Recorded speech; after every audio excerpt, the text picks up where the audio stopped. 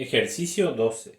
El ejercicio 12 dice: la siguiente tabla suministra información sobre el cuadro isocuantas diferentes. Completar el cuadro y graficar en un solo gráfico. Acá les representé el cuadro, le transcribí el cuadro del ejercicio. Vamos a tener que utilizar esta fórmula. Me pide que obtengamos la tasa marginal de sustitución. ¿Cómo obtenemos esto? Bueno, va a ser la variación del capital sobre la variación del trabajo. Con esta fórmula vamos a ir reemplazando lo que nos pide la consigna. Le seleccioné 4 puntos como para que ustedes sepan cuál es la forma, el mecanismo para realizar el cálculo. Después los demás no los vamos a resolver, solamente les dejo el resultado para que ustedes puedan después hacer en sus casas y compararlo. Vamos por el punto A. ¿Cómo calculamos el punto A? Bueno, sabemos que es la variación del capital sobre la variación del trabajo. Vemos que el capital varió de 4, antes se utilizaba 4, a 3,6, y el trabajo aumentó de 4 a 5. Entonces vemos que el capital varió en 6, acá no importa el signo, y el trabajo aumentó en 1. Esto me da 0,6. Quiere decir que mi tasa marginal de sustitución va a ser 0,6. Vamos por el B. Esto es en la segunda curva. Tenemos 4 curvas de isocuantas. Vamos por la segunda. En la segunda curva de isocuanta tenemos que la variación del capital va a ser varió de 11 a 8, disminuyó de 11 a 8, quiere decir varió en 3. Y el trabajo de 3 a 4 aumentó en 1. Por lo tanto, si hacemos la división nos da que la tasa marginal de sustitución es 3. Punto C, o sea, el C, el que elegimos el C, que es en la tercera curva isocuanta, vemos que el capital varió de 12 a 9, quiere decir varió en 3, y acá hay una particularidad porque el trabajo no varía de 1 en 1, sino que varía en 0,5. El trabajo aumentó 0,5. Esto es importante que ustedes utilicen las fórmulas, por ejemplo, si hay saltos más grandes. Acá es fácil, en el ejercicio que nos plantea el práctico, es fácil determinar cuánto es la tasa marginal de sustitución porque el trabajo varía de 1 en 1. Ahora, si el trabajo varía, tiene saltos más grandes, por ejemplo, 4, 3,5 o en este caso 0,5, es muy importante que sepan la fórmula, reemplacen y utilicen la fórmula, porque si no, si lo hacen mentalmente van a calcular mal. Por eso, utilicen la fórmula, y sobre todo si hay saltos grandes o saltos con decimales. Por lo tanto, tenemos que el capital varió en 3, de 12 a 9, y el trabajo aumentó en 5, en 0,5. La división nos da que la tasa marginal de sustitución es 6. Por último, vamos por el D. El capital disminuyó en 0,4 y el trabajo aumentó en 1. Eso nos da 0,6. La división nos da 0,6, por lo tanto la tasa marginal de sustitución en este punto es de 0,6. Acuérdense que en las curvas de isocuanta, la pendiente, la tasa marginal de sustitución, en este caso vendría a ser la pendiente de la curva isocuanta, varía de acuerdo al punto en que estemos. Por eso vemos acá cómo de acuerdo al punto donde nos posicionemos va a ir cambiando la tasa marginal de sustitución, que no es otra cosa que la pendiente. La pendiente va cambiando a lo largo de la curva y esto no pasa en la recta de isocostos. Por eso, una diferencia importante: en la curva de isocuanta varía la pendiente. Vemos cómo va variando, va disminuyendo. Acá también va disminuyendo. Y así se replica en las cuatro curvas. El ejercicio también nos pide que grafiquemos. Si bien yo les grafiqué acá en la derecha, en la parte derecha del pizarrón les grafiqué.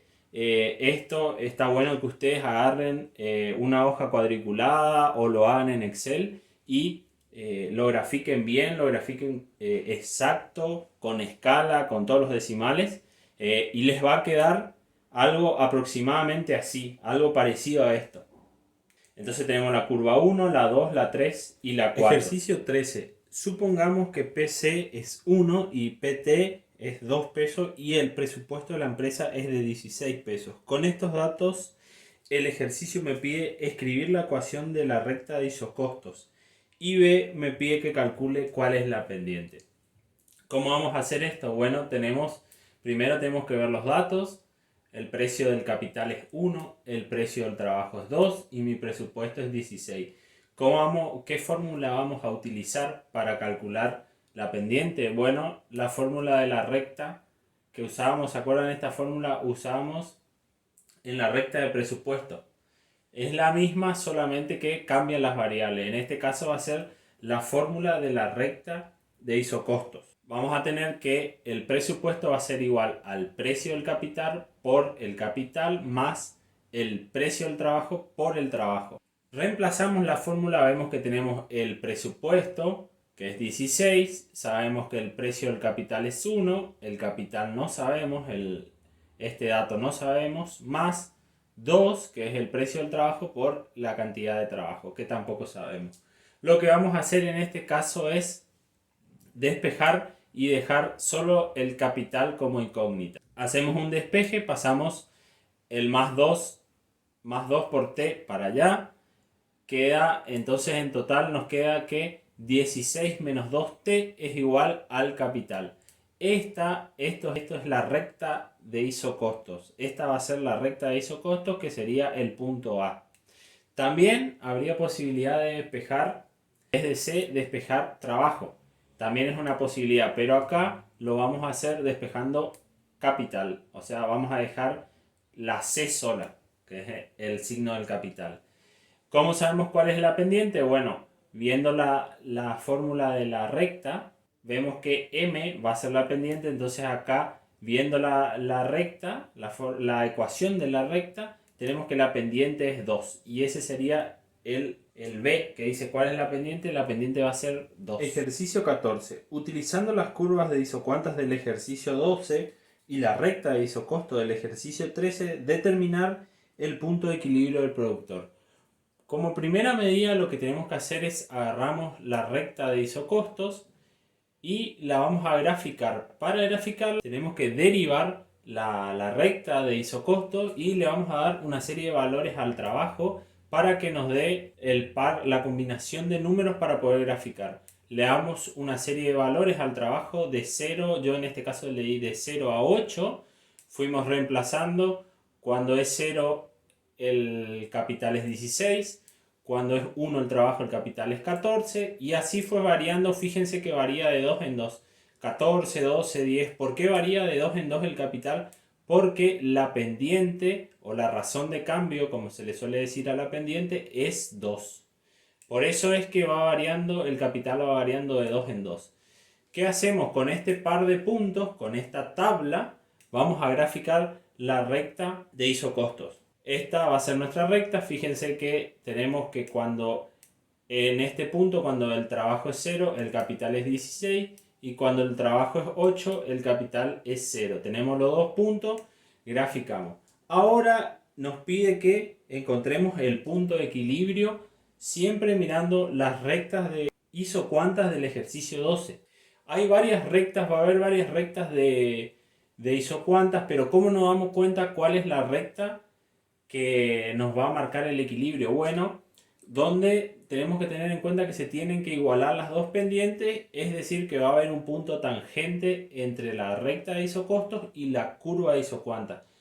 ¿Qué es un punto tangente? Es un lugar donde se chocan ambas curvas. Va a haber un lugar donde se chocan ambas curvas. Quiere decir que yo puedo tener diversidad de curvas de isocuantas más arriba. Por ejemplo, acá puede haber una curva acá que es la curva 1. Acuérdense que había curva 2, 3 y 4. Pueden ser curvas más a la derecha o curvas más a la izquierda, pero la que me va a marcar el equilibrio va a ser la que se choque con esta recta que yo hice acá. O sea, la curva de isocuanta que se choque con la recta de isocosto es la que me va a marcar el equilibrio. Y también nos podemos guiar por los números, ¿no es cierto? Nos acordamos que cuando la relación marginal de sustitución era igual a la pendiente de la recta de isocosto, ahí estábamos en equilibrio. En este caso, simplificándole el ejercicio, ya les voy a decir que la recta de isocuantas 2 es la que nos ayuda, es la que nos da el equilibrio. Le grafiqué acá, le puse acá, le transcribí los números del ejercicio 12, o sea, la tabla del ejercicio 12 de la recta de isocuanta 2, y le hice una modificación. Acá estaba mal, en vez de acá estaba un 11, yo le puse un 10, es un 10. Entonces la tasa marginal de sustitución nos da 2. ¿Cómo sé que es este punto? Bueno, al graficar esta curva de isocuanta, me doy cuenta que se chocan en el punto 4,8. Y 4,8 acá, fíjense que los dos puntos son iguales. Al ser los dos puntos iguales y al ser las dos pendientes iguales, se van a chocar acá. Este va a ser mi punto de equilibrio. ¿Qué es lo que hice entonces? Primero, vamos a repasar todo rápido. Primero, agarré y derivé la curva, la recta, mejor dicho, de isocosto, que es esta, que es la que estamos viendo acá. Derivé y grafiqué. Y ahí busqué la curva de isocuanta que me representaba o que chocaba con mi recta de isocosto. Entonces busqué la curva de isocuanta que era relativa, que era acorde, que tenía un punto de tangencia. Un punto de tangencia es cuando se chocan en un momento. Entonces las otras curvas más a la derecha o más a la izquierda del ejercicio 12 no me servían. La única que me sirve para hallar el equilibrio es la 2. Entonces encontré la curva que me daba el equilibrio. ¿Cómo supe cuál curva me da el equilibrio? Bueno, porque tenía que ver la curva que chocaban.